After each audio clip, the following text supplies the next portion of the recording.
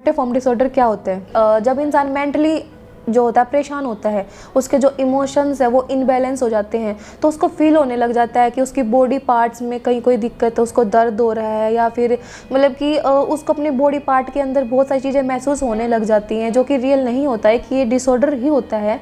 मतलब वो false belief जो है उसे आने लग जाते हैं और वो उसी को मानने लग जाता है। उस चक्कर में वो डॉक्टर्स के पास जाता है, बहुत सारे टेस्ट भी करवाता है, बल्कि उसके जो टेस्ट हैं वो नॉर्मल आते हैं, उसमें कोई ख़ास दिक्कत नहीं आती है, मतलब कोई ख़ास क्या दिक्कत ही नहीं आती है। लेकिन फिर भी जो है पेशेंट को यही लगा रहता है कि नहीं, जिसने भी ये चेक किया है या फिर उसके पास मतलब डायग्नोज करना उसको आता ही नहीं है, या फिर उसमें जो सिम्टम नज़र आ रहे हैं उसको डायग्नोज करने की कोई मशीन ही नहीं बनी है।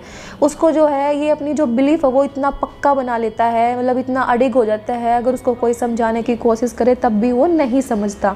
तो सोमैटोफॉर्म डिसऑर्डर क्या होता है कि इंसान के जो इमोशन से ही रिलेटेड होता है। जब इंसान को कोई परेशानी होती है, उसका जो स्ट्रेस लेवल एंग्जाइटी है, जब वो ज़्यादा कर लेता है, ज़्यादा बढ़ जाती है, एक ही चीज़ को बार बार सोचता रहता है, तो उसको अपनी बॉडी में जो है ये फील होने लग जाते हैं, जो कि रियल नहीं होता। Types of somatoform disorder. First है सोमेटाइजेशन विकार, रूपांतरण विकार, hypochondriasis, pain disorder, body dysmorphic disorder. ये इसके 5 टाइप्स हैं जो एक एक करके मैं आगे आपको बताऊंगी। फर्स्ट है सोमेटाइजेशन विकार।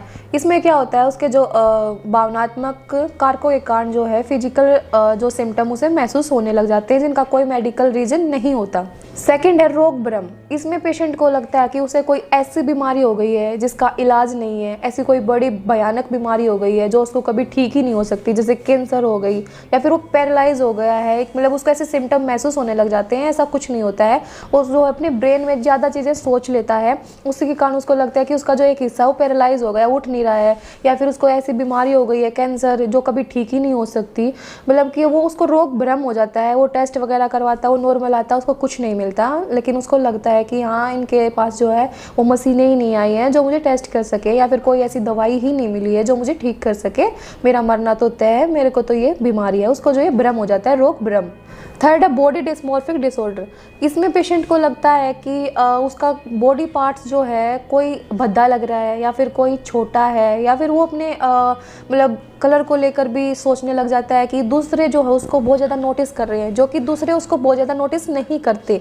उसका नाक रियल में इतना कोई मतलब माइनर सा ही होता है, इतना कोई बड़ी चीज़ नहीं होती। वो बार बार जो है मिरर में देखता रहता है, मतलब अकेला लोनली फील करने लग जाता है, पार्टीज़ वगैरह इनमें जाना बंद कर देता है, बिल्कुल अकेला रहने लग जाता है। यहाँ तक कि वो ऐसा सोचता है कि उसके जो है बॉडी पार्ट्स जो है, मतलब उसके बॉडी से रिलेटेड जो भी उसे लग रहा है, जो भी उसको थिंकिंग आ रही है, जिसके उसको फॉल्स बिलीफ हो रहे हैं, उसको लगता है कि मैं बाहर नहीं जा सकता, वो बहुत गंदे लग रहे हैं। उसके जो सर्जरी करने के बारे में भी वो सोचने लग जाता है, यहाँ तक कि वो करवा भी लेता है।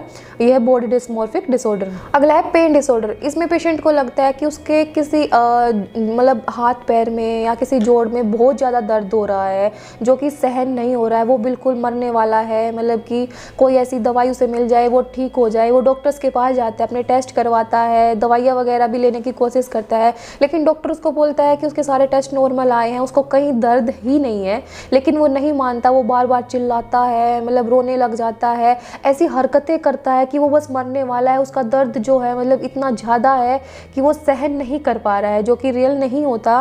वो उसको सिम्टम नज़र आ रहे हैं, लेकिन उसका जो है वो मतलब किसी भी टेस्ट में नहीं आते हैं।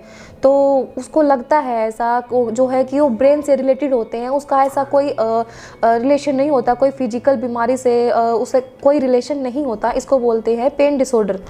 अगला है कन्वर्जन डिसऑर्डर। इसमें जो होता है पेशेंट को लगता है कि उसको कोई ऐसी सीरियस डिजीज़ हो गई है जो ठीक नहीं हो सकती।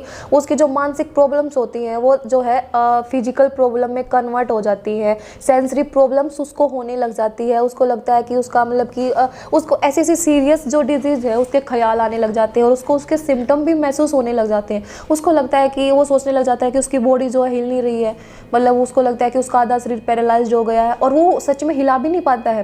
मतलब कि वो कोशिश करेगा उसको हिलाने की, उसको लगता कि हिल ही नहीं रहा है, उसको कितनी भी कोशिश करवा लो उसको कि आप हिलाने की कोशिश करो, आपको कोई ऐसा कुछ हुआ नहीं है, ऐसा कोई टेस्ट वगैरह में कुछ नहीं आया है कि आपकी जो बॉडी है वो पैरालाइज हो गई है, लेकिन वो नहीं मानता। कुछ कुछ पेशेंट को ऐसा होता है कि उसको लगता है कि उनको कुछ दिखाई नहीं दे रहा है, अचानक से उनको दिखना बंद हो गया है, मतलब उनकी आंखें बिल्कुल ठीक है, जो रिपोर्ट्स वगैरह आई हैं उनमें वो नॉर्मल है, उनकी आंखों में कोई दिक्कत है ही नहीं, लेकिन उनको लगता है कि नहीं उसको तो दिखना एकदम बंद हो गया है उनके सामने, मतलब उनको अगर डॉक्टर उसको चेक करता है तो वो सच में देख नहीं पा रहे हैं, उनके आगे मतलब कुछ भी ऐसा करो तो ये जो है वो थिंकिंग बना लेते हैं, उनके टेस्ट वगैरह में कुछ नहीं आता है, तो इसको बोलते हैं कन्वर्जन डिसऑर्डर। अब हम बात करेंगे कि इनका ट्रीटमेंट कैसे किया जाए। ट्रीटमेंट ऑफ सोमेटाइजेशन डिसऑर्डर की साइकोलॉजिस्ट होते हैं, साइकेट्रिस्ट होते हैं, वो कौन कौन सी थेरेपी यूज़ करते हैं इनको ठीक करने के लिए, कौन कौन सी टेक्निक अपनाते हैं। वो जो है साइकोथेरेपी यूज़ करते हैं, उसमें जो होता है कि पेशेंट को धीरे धीरे विश्वास दिलाया जाता है। जब पेशेंट आता है अपनी प्रॉब्लम्स को लेके और उसको मतलब धीरे धीरे विश्वास दिलाया जाता है, क्योंकि जिसको डिल्यूजन होता है वो एकदम आपकी बातों पे विश्वास नहीं करेगा। अगर वो बोल रहा है कि उसको दर्द हो रहा है, अगर आप एकदम बोल दोगे उसको दर्द नहीं है, उसके टेस्ट ऐसे, तो वो बिलीव नहीं करेगा। तो उसको क्या होता है साइकोथेरेपी में, उसको जो है साइकोलॉजिस्ट जो होते हैं, काउंसलर जो होते हैं, उसको धीरे धीरे मतलब विश्वास दिलाते हैं स्टेप वाइज कि आप ठीक हो, ऐसा कुछ नहीं हो रहा है, ये सब जो है आपके स्ट्रेस लेवल से ही रिलेटेड है, आप लेना बंद कर दोगे, स्ट्रेस लेना बंद कर दोगे तो ये धीरे धीरे ठीक हो जाएगा। सेकंड है रिलैक्सेशन टेक्निक। इसमें जो होता है पेशेंट को म्यूजिक सुनने के लिए बोला जाता है ताकि वो अपने आप को रिलैक्स रख सके।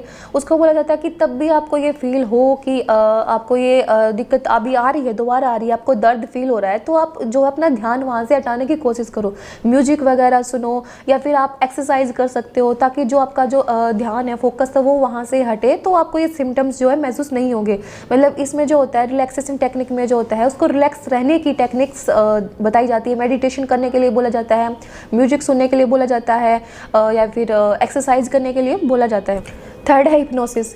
इसमें जो होता है कि पेशेंट को एक काउच पर लेटा दिया जाता है और जो है साइकोलॉजिस्ट उसको बोलता है कि जैसे जैसे वो बोल रहा है आपको सिर्फ उसकी आवाज़ पे फोकस करना है, ना कि इधर उधर कोई भी आवाज़ आ रही है उस पर ध्यान नहीं देना। जैसे कि साइकोलॉजिस्ट जो भी बोलता है उसकी आवाज़ के अकॉर्डिंग ही उसको उस पर फोकस करना है और उस पर मतलब ध्यान लेके जाना है, ताकि उसके स्ट्रेस लेवल को या फिर उसके अनकॉन्शियस माइंड में कोई चीज़ें होती हैं उनको बाहर लाने के लिए किया जाता है। इसमें पेशेंट को एंटी एंग्जाइटी ड्रग्स दी जाती हैं जो कि उसके जो है एंग्जाइटी लेवल को कम करने के लिए दी जाती है। ये जो ड्रग्स, ये जो दवाइयाँ होती हैं, इनका जो है उपयोग सिर्फ एक साइकेट्रिस्ट कर सकता है, साइकोलॉजिस्ट नहीं कर सकता, वो साइकोथेरेपी का इलाज करता है। एंटी एंग्जाइटी ड्रग्स जो है उसके जो है एंग्जाइटी लेवल को कम करने के लिए दी जाती है। इसमें पेशेंट को एंटी डिप्रेशन दवाइयाँ भी दी जाती है ताकि उसका जो डिप्रेशन लेवल है वो कम हो सके और वो रिलैक्स हो सके। फिर पेशेंट को रेगुलर फिजिकल एग्जामिनेशन के लिए बोला जाता है ताकि वो मतलब कि बार बार आएगा, रेगुलर आएगा तो उसके टेस्ट वगैरह किए जाएंगे ताकि उसको दिखाया जाए धीरे धीरे स्टेप वाइज कि आप ठीक हो, देखो आपके टेस्ट नॉर्मल आ रहे हैं, या फिर आप धीरे धीरे ठीक हो रहे हो, आप में इतना मतलब कि अंतर दिखाई दिया जा रहा है, ताकि उसका माइंड थोड़ा रिलैक्स हो सके, उसको पता चल जाए कि हाँ भाई मेरे को कोई बीमारी नहीं है, अगर है तो वो धीरे धीरे ठीक हो रही है। उसको रेगुलर फिजिकल एग्जामिनेशन के लिए बुलाया जाए। अब हम बात करेंगे कॉज ऑफ सोमेटोफॉर्म डिसऑर्डर कि इसके क्या क्या कॉजेज हो सकती हैं। Hypersensitivity to pen.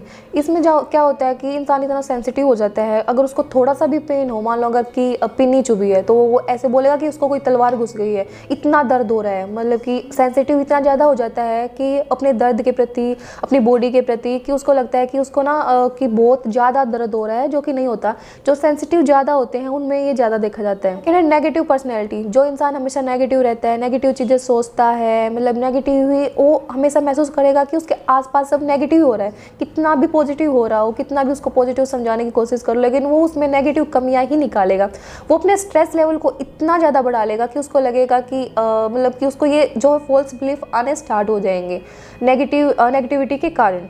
Inability handle to emotional issue, जो इंसान मतलब कि अपने इमोशनल इश्यूज़ को हैंडल नहीं कर पाता, उसमें भी ये फॉल्स बिलीफ जो है उनको ज़्यादा आते हैं। डिल्यूजन डिसऑर्डर होने की संभावना ज़्यादा रहती है, मतलब कि वो अपने इमोशंस में इतना फंस जाता है कि वो मतलब समझ नहीं पाता कि क्या जो है इमेजिनेशन कर रहा है या फिर वो रियल कर रहा है, मतलब उसमें कनेक्शन वो फील नहीं कर पाता, वो जो इमेजिनेशन को ही सच मानने लग जाता है। अगला है फैमिली हिस्ट्री अपब्रिंगिंग, मतलब कि जिसकी अपब्रिंगिंग ही ऐसे हुई हो कि मतलब उसको इसको स्ट्रेस ज़्यादा रहा हो, उसमें एंग्जाइटी लेवल ज़्यादा बढ़ा हो, या उसने ऐसी चीज़ें फील की हो परिवार में, या उसकी फैमिली हिस्ट्री मतलब वो किसी को सिजोफ्रेनिया हुआ हो, डिल्यूजन हुआ हो, या फिर एंग्जाइटी स्ट्रेस जैसे जो बीमारी है वो मतलब कि ज़्यादा लेवल पे रही हो, तो उसमें चांसेस ज़्यादा हो जाते हैं उस पेशेंट में कि उसको, उस बच्चे में आने के, कि उसको डिल्यूजन डिसऑर्डर ज़्यादा हो सकता है। धन्यवाद।